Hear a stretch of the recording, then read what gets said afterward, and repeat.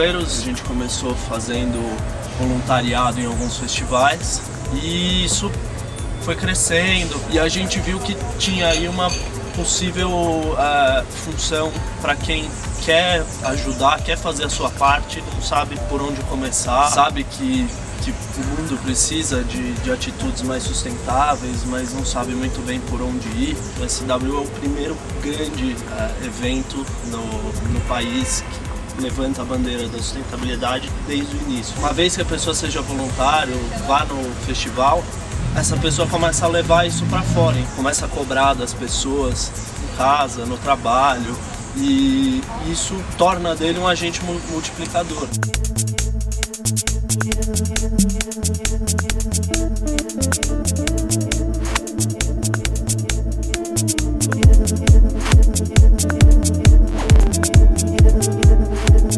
Hoje nós vamos fazer aí um briefing, chamamos o pessoal para explicar o que eles vão fazer, algumas funções, como funciona a política de comportamento, toda a responsabilidade que está envolvida no trabalho, por que a pessoa tem que se comprometer. Nós vamos explicar como funciona o trabalho do Angels lá dentro do festival e aí já selecionar quem vão ser os cabeças e que vai levar para frente a ideia.